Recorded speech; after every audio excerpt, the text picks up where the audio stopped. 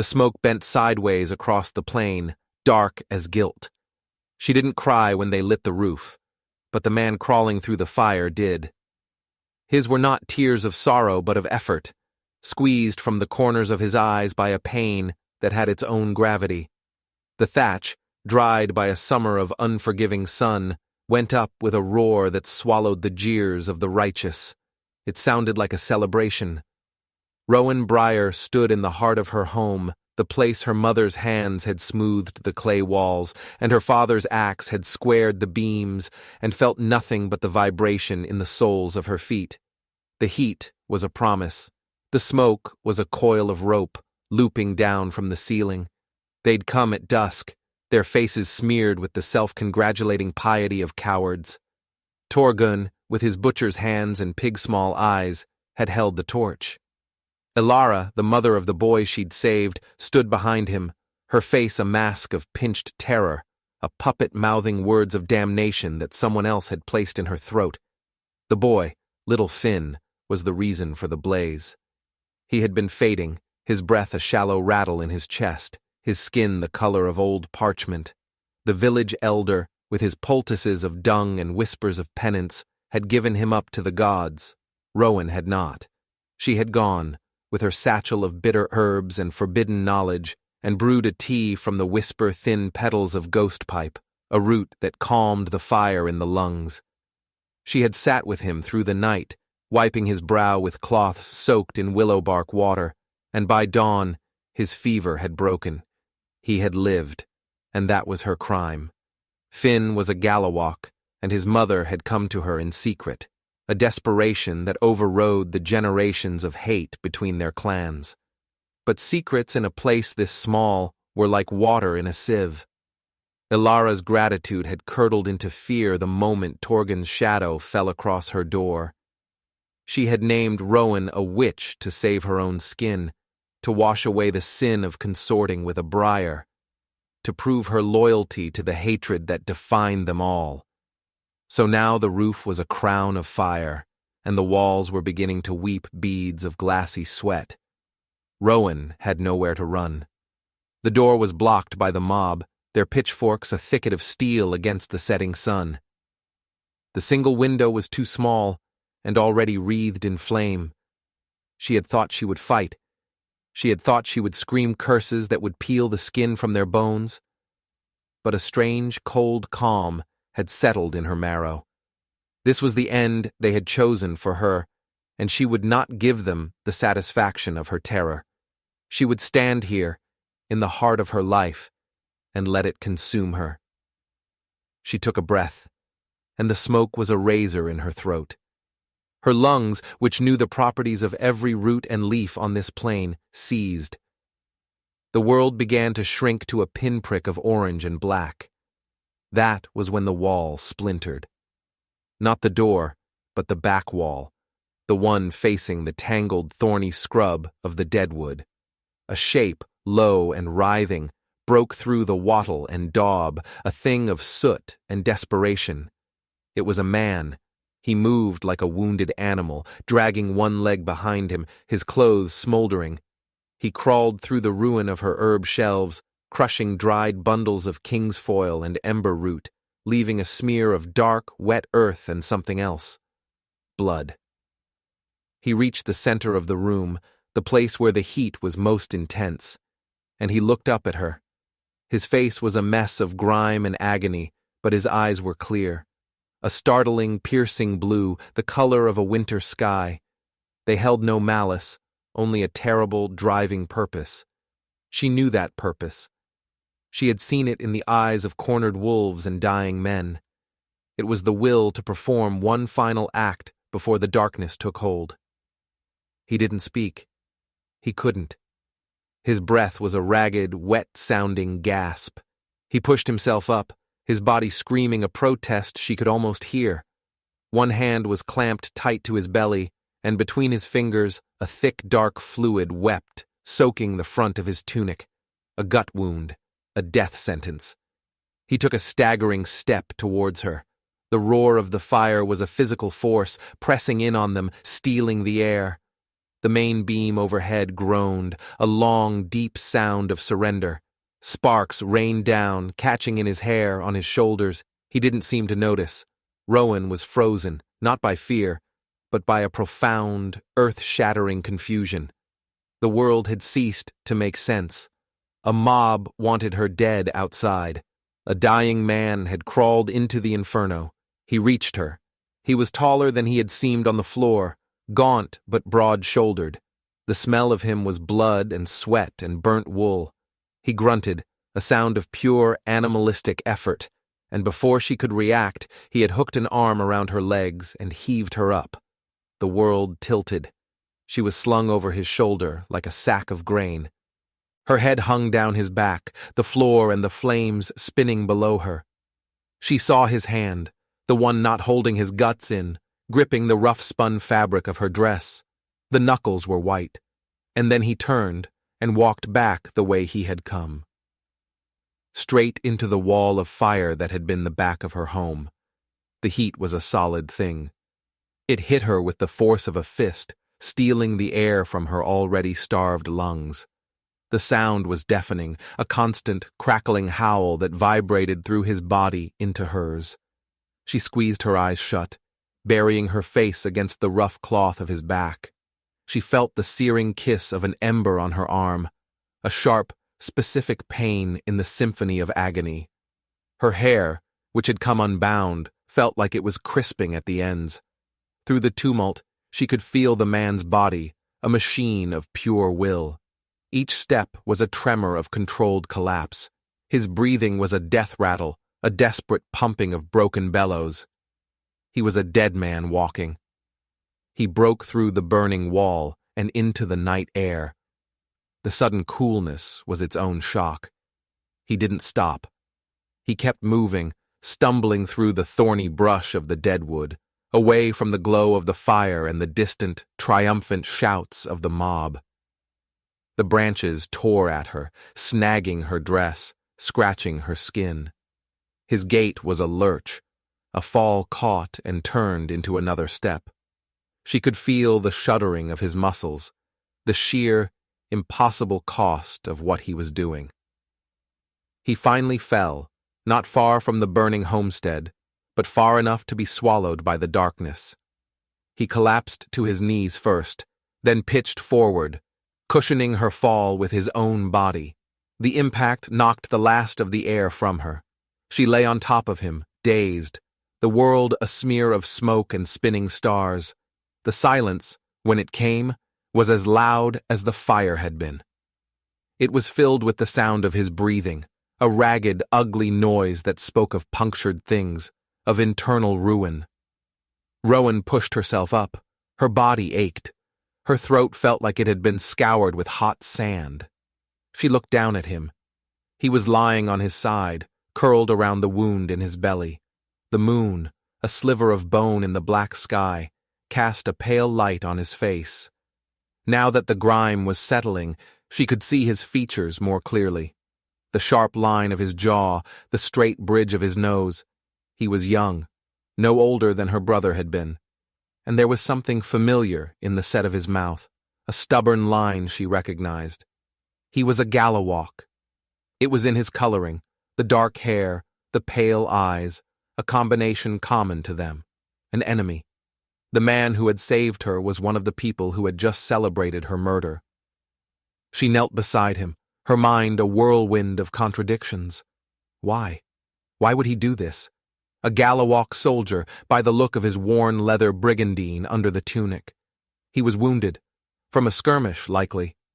The low-grade, festering war between their clans was a constant, a series of ambushes and reprisals along the disputed stream that marked their territories. He must have been hiding in the deadwood, bleeding out, when he saw the fire. His eyes flickered open, locking onto hers. They were glazed with pain, but the focus was still there, that unnerving intensity. His lips moved, forming a word that was more of a breath than a sound. Kaylin. Her blood went cold. Not the name itself, but the way it scraped from his throat. She knew it. Her brother, Liam, had spat that name with a mixture of hatred and a soldier's grudging respect. Kalen Gallowalk. He moves like a shadow and fights like a cornered cat. I put an arrow in his shoulder last spring by the murmuring river. Saw him go down, but he got up. He always gets up. Liam was dead now. A Gallowalk spear had found his throat 6 months ago in a pointless skirmish over grazing rights. And this man, this Kalen Gallowalk, was the one Liam had aimed at. The one he had marked as his own personal nemesis in the brutal arithmetic of their feud. And he had just carried her out of the fire. The irony was a physical sickness. It rose in her throat, bitter as the herbs she used to purge poisons. She looked from his pale, sweating face to the burning ruin of her home, a distant, angry star on the plain. The mob was likely dispersing now, drunk on righteousness, leaving the embers to cool. They thought her ash. Kalen's breath hitched, a wet, catching sound. His gaze fell to the wound in his belly. He had saved her, but he had surely killed himself in the process. The effort, the strain, would have torn whatever was left of his insides to shreds. Her hands, of their own accord, moved towards him. The healer in her, the part they had tried to burn away, was responding to the raw, screaming fact of his injury. Her fingers, stained with soot and blistered from the heat, hovered over the dark, weeping patch on his tunic. He flinched, a subtle tightening of his jaw. "Don't!" he rasped, the word barely audible. Her hand stopped. A war was being fought inside her, as fierce as any clan battle. One part of her, the part that was Liam's sister, the part that had just lost everything, wanted to let him die, wanted to watch the life drain out of him and call it justice. He was the enemy. His people had done this. Maybe he had even been there the day Liam fell. But another part of her, the part that had sat with a dying boy from that same enemy clan, the part that knew the architecture of the human body, the delicate balance of blood and breath, could not turn away. To let him die was a kind of murder. It was the same as Torgon's torch and Alara's lie. It was a surrender to the hate. And there was a third, colder, more practical thought. She was alone, burned, with nothing but the clothes on her back. He was a soldier. He might have a knife, a water skin, something. His survival, for now, might be tied to her own. His eyes closed. His breathing grew shallower. The debate was a luxury she couldn't afford. He was dying. Now. With a grimace, Rowan gently, carefully, began to tear the fabric of his tunic away from the wound. The cloth was stuck fast with drying blood. He groaned, a low, guttural sound, but he didn't have the strength to stop her. She had to know how bad it was. She had to see what the fire and the effort had done. The smoke from her homestead was no longer a pillar. It was a stain spreading across the night sky, a permanent smear on the face of the moon. She worked in that stolen, hazy light, the smell of her own life turning to ash, filling her lungs with every breath. He was her enemy. He was her savior. He was a wound that wept memory, and she was a healer with nothing left but the skill that had cost her everything. The silence between them wasn't empty. It was filled with the crackling of distant embers and the slow, heavy drip of his blood onto the thirsty earth. The wound was a ragged, puckered mouth, angry and inflamed. A projectile, likely a lead ball from one of the Gallowalk's crude muskets, had torn through him. It hadn't been a clean shot. It had gone in low, through the soft tissue of his abdomen, and the walking, the carrying, had done exactly what she'd feared. The edges of the wound were split, the tissue around it a bruised, swollen purple. It smelled of infection, a sweet, cloying odor that was the perfume of death. He was bleeding internally. She could see it in the tautness of his belly, the gray pallor of his skin under the grime. He needed to be cleaned. He needed to be stitched. He needed a poultice to draw the fever and fight the poison. He needed things she no longer had.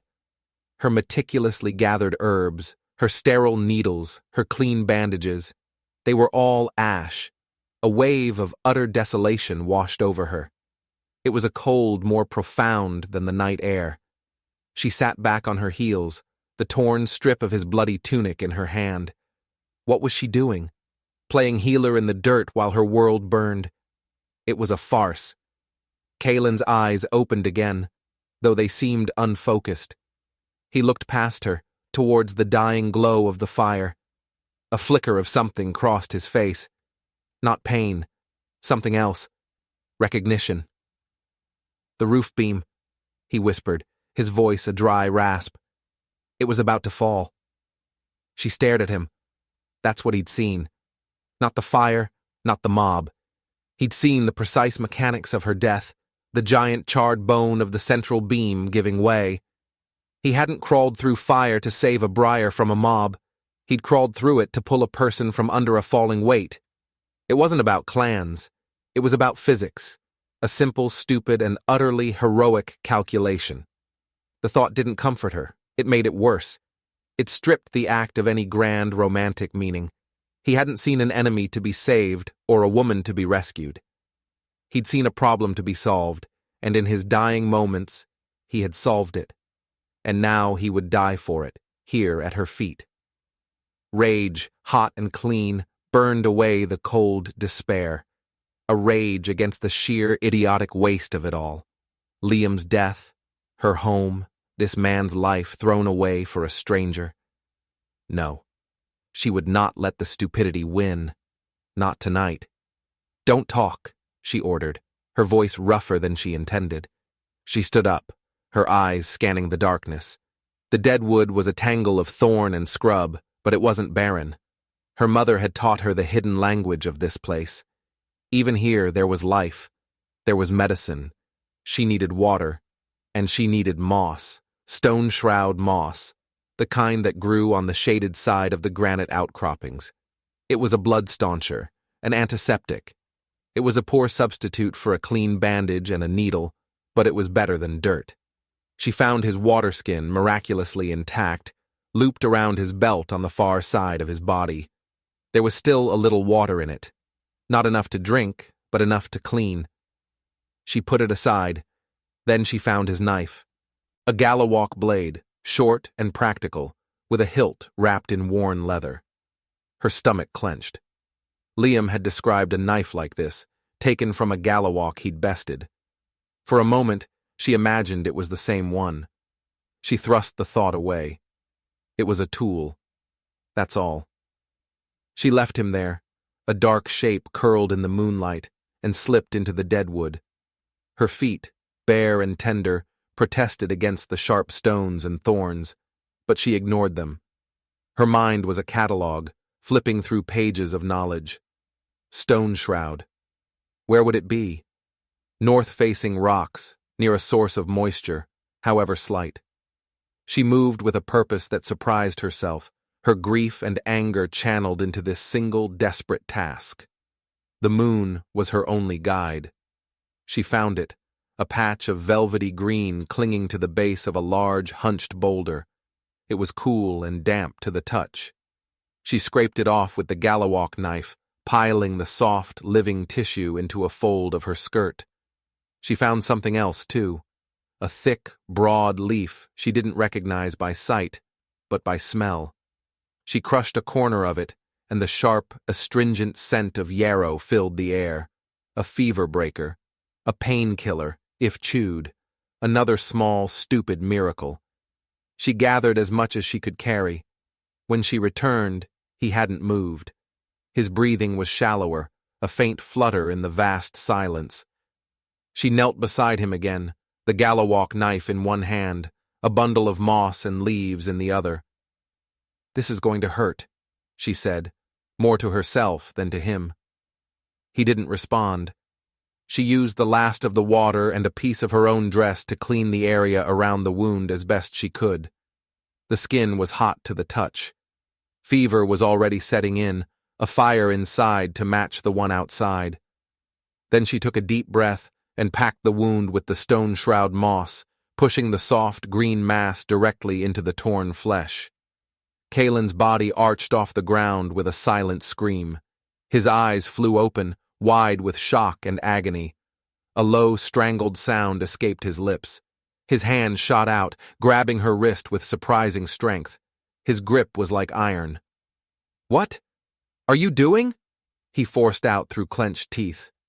"Saving your life," she snarled, trying to pull her wrist free. "Now hold still." "It's a briar trick," he hissed, his eyes narrowed with suspicion and pain. "Poison." The accusation was so absurd, so steeped in the brain-dead lore of their feud, that she almost laughed. "If I wanted you dead, I'd just leave you here to bloat. That moss is the only thing keeping your blood inside your body. Now let go." He stared at her, his blue eyes searching her face in the gloom. He was looking for the lie, for the witchery they'd spoken of. He saw only a soot-stained woman with blisters on her arms and fury in her eyes. The strength went out of his grip. His hand fell away. He sagged back to the ground, his body trembling with the aftershocks of the pain. She finished her work, packing the moss in tight, then covering the wound with the broad yarrow leaves. She used torn strips from her hem to bind the crude dressing in place, a makeshift bandage that was already beginning to darken. It was done. It was a pathetic, desperate attempt, but it was all she had. Now it was up to his body, to the strength of his heart, and the will of whatever gods looked down on fools like them. She sat back, exhausted. The adrenaline that had fueled her was gone, leaving behind a deep, aching weariness. Her home was gone. Her life was gone. She was sitting in the dirt next to her enemy, whose life now depended on her, and hers on him. The fire had become something else. It hadn't just been an ending. It had been a forge, burning away their names, their histories, and leaving them with nothing but their most basic, brutal forms. A wounded man and a healer with no tools. A beginning no one had asked for. She looked at him, at the stubborn set of his jaw, even in unconsciousness. Liam had been right. He always gets up. She had just made a terrible, binding wager that he would do it again. She took one of the yarrow leaves, wiped the dirt from it on her sleeve, and began to chew. The bitterness was sharp and clean on her tongue. It was the taste of survival. Dawn broke gray and unwelcoming. The world resolved itself into shades of ash and charcoal. Rowan had not slept. She had sat vigil, watching the shallow rise and fall of Kaelin's chest, listening to the rasp of his breath. The fever had taken hold, a dry, baking heat that radiated from his skin. He muttered in his delirium, fragments of words, names she didn't know, places she couldn't picture. They were Gallowalk names, Gallowalk places, a litany from a life she was meant to hate. She checked the dressing. The moss was black with blood, the leaves wilted, but the bleeding seemed to have slowed. The first battle was won. The war against the poison spreading through his veins was just beginning. He needed more water, she needed more herbs. They couldn't stay here. Torgun and his mob might not have been thorough. They might come back to sift through the ashes for her bones, to make sure the witch was well and truly gone. Or a Gallowalk patrol might find Kaelin, a briar woman tending to one of their own. They would kill her without a second thought, and probably him too, for the shame of it. They were trapped between two fires. His eyes opened. They were cloudy with fever, but there was a spark of awareness in them. He looked at her, then at the bandage on his belly, then at the Gallowalk knife lying on the ground beside her. "You're still here," he said, his voice a dry crackle. "So are you," she replied, her tone flat. "Can you walk?" He tried to push himself up onto his elbows. A sharp intake of breath and a grimace of pain was his answer. He collapsed back, his face pale and slick with sweat. "No." The word hung in the air between them. It was a simple, damning fact.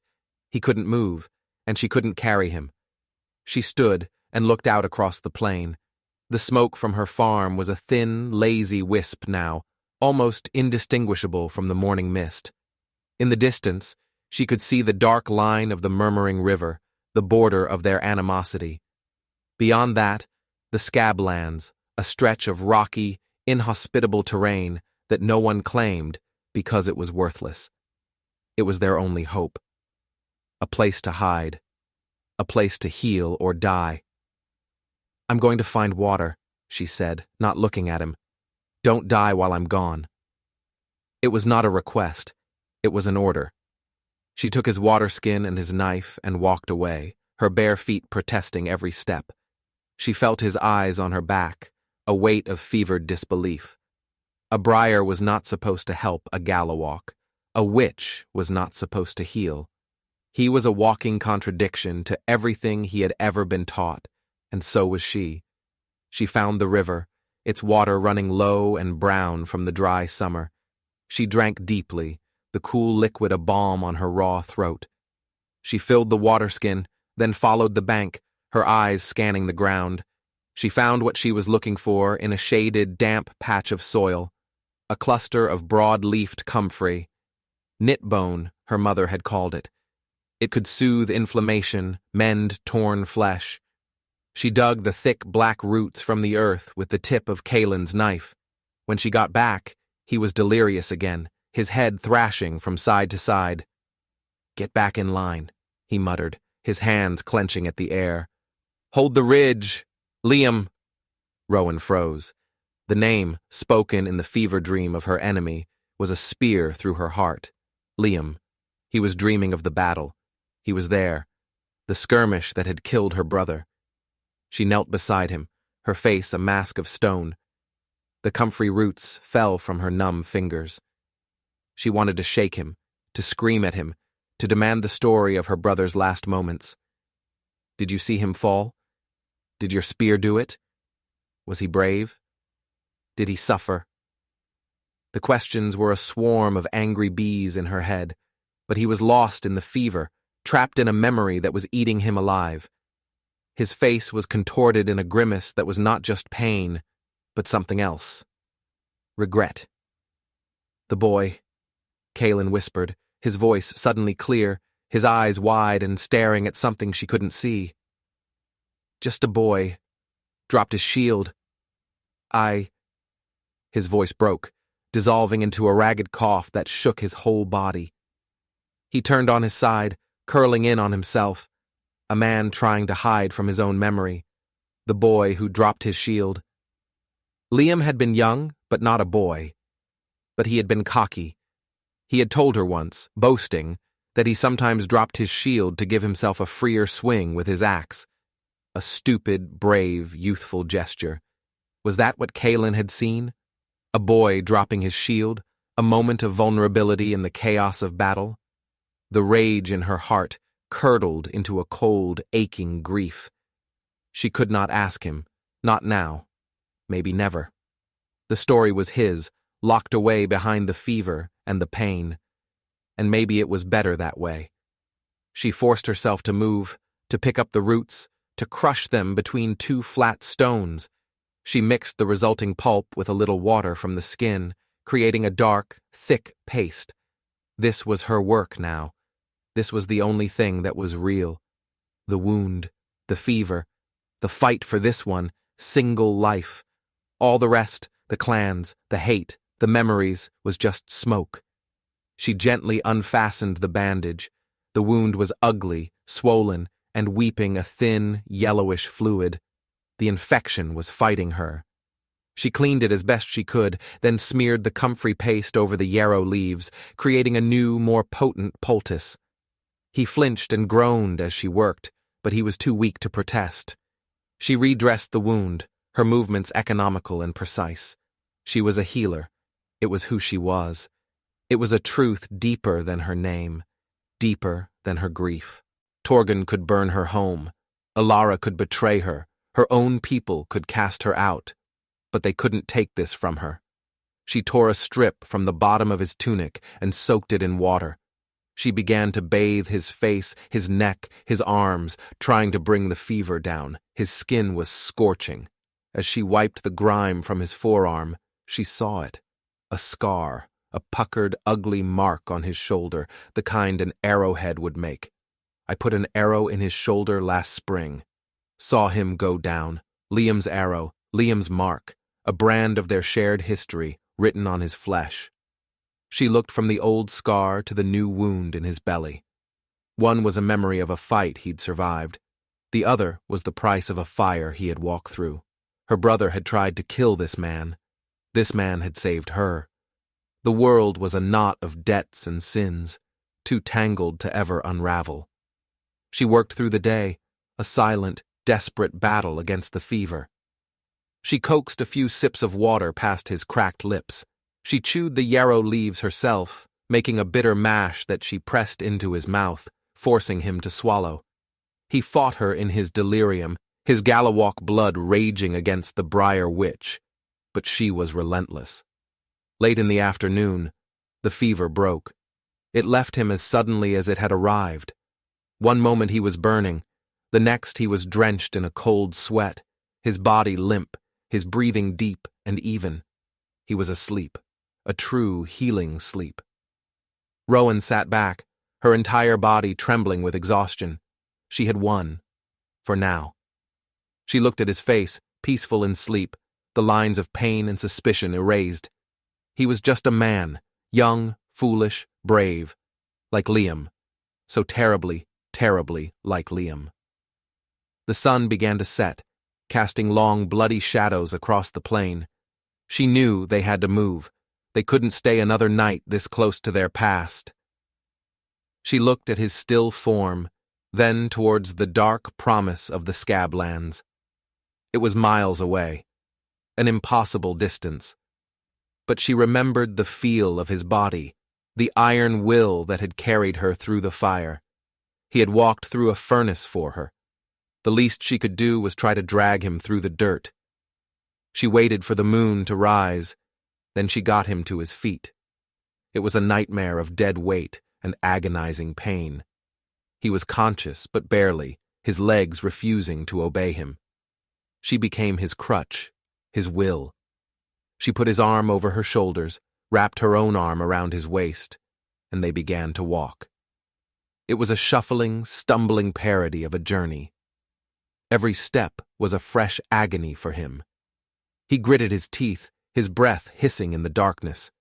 She bore his weight, her own muscles screaming, her burned arm a constant, throbbing pain. They moved at a crawl, two broken things leaning on each other, leaving a scuffed, ragged trail in the dust. They didn't speak. There was nothing to say. The silence was a shared language of pain. It was filled with the rhythmic scrape of their feet, his ragged breathing, the distant cry of a night bird. They were no longer a Briar and a Gallowalk. They were just two people, walking away from a fire into a darkness that felt blessedly empty. They were walking towards nothing, and for the first time, nothing felt like a kind of sanctuary. The Scablands were aptly named. A desolate expanse of fractured rock and thorny, stunted bushes, it was a landscape that had given up. The earth was shallow, the wind relentless. No one lived here because nothing could grow. It was a place between places, a scar on the land that matched the scars they both carried. And for 3 days, it was their world. The journey had broken them down to their essential parts. Rowan was hands that dressed a wound, eyes that searched for water, a voice that was a low, constant command. Drink. A little more. Walk. Kaelin was a body that fought to obey, a clenched jaw against the pain, eyes that watched her with a raw, unsettling intensity. The fever came and went, a tide pulling at the shores of his life. In his delirium, he spoke of ridges and ambushes, of faces she didn't know. He never spoke Liam's name again. On the 3rd day, they found a small overhang of rock, a shallow cave that offered shelter from the ceaseless wind. Kaelin collapsed onto the dusty floor and did not move again for hours. His breathing was shallow, the sweat on his brow cold. The wound, when Rowan checked it, was hot and angry again. The edges were tinged with a sickly green. The infection was deep, a rot she couldn't reach with moss and leaves. He was losing. She knew what she needed. Maggots, the clean kind, the ones that fed only on dead flesh. An old healer's trick, a secret whispered from mother to daughter, something that would have had her burned twice over if Torgun had known of it. It was a disgusting, desperate thing, and it was his only chance. She left him in the cave, his Galawalk knife tucked into her belt. She searched for hours under the punishing sun, turning over rocks, looking for the specific type of bloated fly she needed. She found them at last, on the carcass of a lizard, and carefully collected the writhing white specks onto a broad leaf. When she returned, Kalen was awake. His eyes were lucid, free of fever, but filled with a terrible, quiet clarity. He knew. He had the look of a man who had made his peace with the end. "It's no good, Briar," he whispered, his voice a thread of sound. "It's gone too deep." He used her clan name, not as an insult, but as a simple statement of fact. He was a Galawalk, she was a Briar. This was how it was meant to end. "Be quiet," she said, her voice tight. She knelt beside him, the leaf of maggots in her hand. His eyes widened as he saw what she held, a flicker of disgust, then understanding. "No," he said, a note of finality in his tone. "Enough. You've done enough." "I decide when it's enough," she said, her gaze locking with his. The fury she had felt by the fire returned, cold and sharp. She would not be denied this. She would not let him choose the easy way out, not after he had denied it to her. "You didn't ask me if I wanted to be saved from that fire. You don't get to ask me if I want to save you from this." His breath hitched. He stared at her, and in his eyes, she saw the collapse of a lifetime of certainty. He had crawled through fire for a principle, an instinct. He had saved a life. He hadn't considered the life itself, the person who would now be tethered to him, who would refuse to let him go. She didn't wait for his permission. She cleaned the wound and, with hands that did not tremble, she placed the maggots on the dead and dying flesh. He flinched, his body rigid, a low groan escaping his lips. It was a violation, a grotesque intimacy, but he didn't stop her. He just lay there, his eyes closed, his face a mask of endurance. For 2 days they lived in that cave with the quiet, relentless work of the maggots. Rowan barely slept, constantly checking on him, forcing water and chewed yarrow into his system. The silence in the cave was different. It wasn't the silence of pain or exhaustion. It was a thinking silence, a weighing silence. On the second evening, as she was changing the comfrey poultice over the now cleaner wound, he spoke. His voice was stronger. "Why?" She didn't pretend not to understand. "I'm a healer," she said simply, not looking up from her work. "It's what I do." "You're a Briar," he countered softly. "I'm a Galawalk. We're enemies." "You were a man with a hole in his stomach," she replied, her voice sharp. "The rest is just noise." "It's not noise," he insisted, a new energy in his voice. "It's Liam's blood. It's my father's farm, burned by your uncle 20 years ago. It's the stream we both need, and the hate we both feed. It's not noise, it's everything." She finally looked at him. His eyes were clear and deep, the winter sky blue no longer clouded by pain. "My home is ash," she said, her voice low and brittle. "My brother is dead. The everything you're talking about. I have nothing left of it. It was taken from me. So don't you dare tell me what it is." A shadow passed over his face. He looked away, out at the barren landscape. "The boy," he said, so quietly she almost didn't hear him. "The one who dropped his shield. That was Liam, wasn't it?" Her heart stopped. "Yes." He took a shaky breath. "The line broke. We were on top of them. It was chaos. He dropped his shield and swung his axe just as our charge hit. He took down 2 of my cousins before he turned. He looked surprised. Young." Kalen's own voice was thick with memory. "My spear was already in the air. I didn't aim for the throat. In the chaos, you just aim for the body, but he turned. He turned. A simple movement, a twist of fate, not an execution, not a cold-blooded killing, just the brutal, blind luck of battle. The story she had dreaded, the one she had burned to hear, was mundane. It was squalid. It was the truth. Tears she hadn't shed for her burning home, for her own fate, began to stream down her face. They were hot, silent tears of a grief that had finally found its shape. It wasn't a story of heroes and villains. It was a story of boys who thought themselves men, fighting a war their fathers had started, and dying because they turned at the wrong moment. Kalen watched her, his face etched with a pain that had nothing to do with his wound. He had carried this memory, this boy's surprised face, this badly thrown spear. His wound didn't just weep blood, it wept this. "I'm sorry," he whispered. The words were inadequate. They were pebbles thrown into a canyon of loss, but they were all he had. And in the desolate silence of the Scablands, they were enough. She didn't answer. She just wiped her face with the back of her sooty hand and finished dressing his wound. The work was a comfort. The physical reality of torn flesh and healing tissue was a language she understood. He began to heal. The wound, cleaned and free of rot, began to close. His strength slowly returned. He could sit up, then stand, leaning against the cave wall. They started to talk, hesitant at first, like two people learning a new language. They didn't talk of the war or of their clans. They talked of small things. The taste of roasted lizard, which Rowan learned to catch with snares made from her own hair. The way the stars looked in the Scablands, brighter and colder than anywhere else. He told her his mother's name was Anya. She told him her father had been a beekeeper. They built a new world in that cave, a world made of whispers and shared sips of water, a world that had room for a briar and a gallowalk. One day, he was strong enough to walk to the mouth of the cave on his own. He stood there for a long time, looking out at the endless expanse of rock.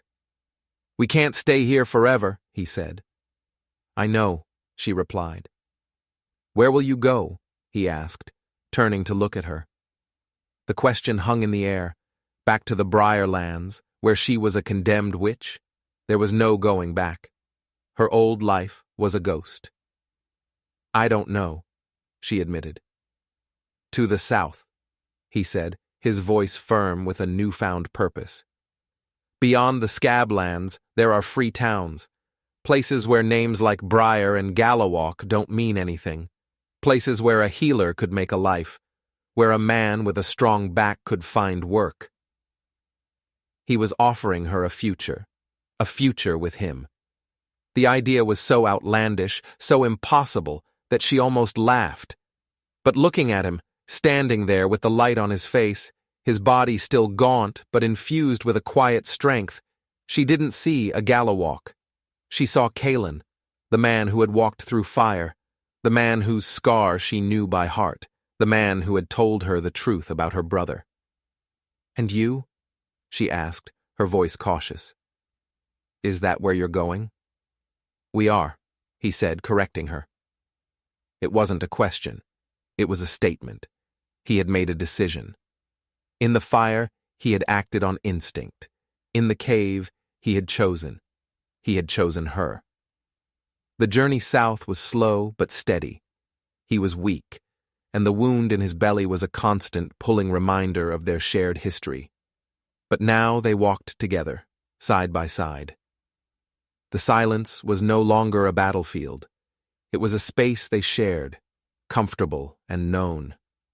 Sometimes he would reach out and take her hand, his calloused fingers wrapping around hers, a simple, grounding touch. One evening they were camped by a small, spring-fed pool, a patch of impossible green in the wasteland. He was cleaning his knife, their knife now, and she was sorting through the herbs she had managed to gather. "Rowan," he said, his voice quiet. He had started using her given name in the last few days, and it still sounded strange and wonderful on his tongue. "Yes?" "I never thanked you." "You don't need to." she said. Yes, I do, he insisted. He looked at the puckered, angry scar that was forming on his stomach. You saved my life. You saved mine first, she pointed out, a small smile touching her lips. No, he said, shaking his head. He looked at her, his winter sky eyes serious. I pulled your body from a fire. You pulled my soul out of one. And she understood. The fire he had been trapped in was older and hotter than the one that had consumed her home. It was the fire of hate, of duty, of a feud that had burned for generations. He had been drowning in it, just as surely as she had been drowning in the smoke. She looked at the horizon, at the promise of a place where their names meant nothing. It was a fragile hope, a tiny ember in a vast darkness. But for the first time since she had watched the flames eat her roof, she felt its warmth. The fire had taken everything from them, but it had also burned them clean. It had left them with nothing but each other. It was a beginning no one had asked for, born of ash and agony. But as Kalen reached across the small campfire they had built, his hand finding hers in the twilight, she knew with a certainty that settled deep in her bones that it was a beginning she would fight for. The price had been paid in blisters and blood, in memories that wept and a silence that healed. The crackling howl of the flames had faded, and in its place was this: a quiet strength, a shared breath, a journey south. It felt, finally, like a kind of peace, an inevitable peace,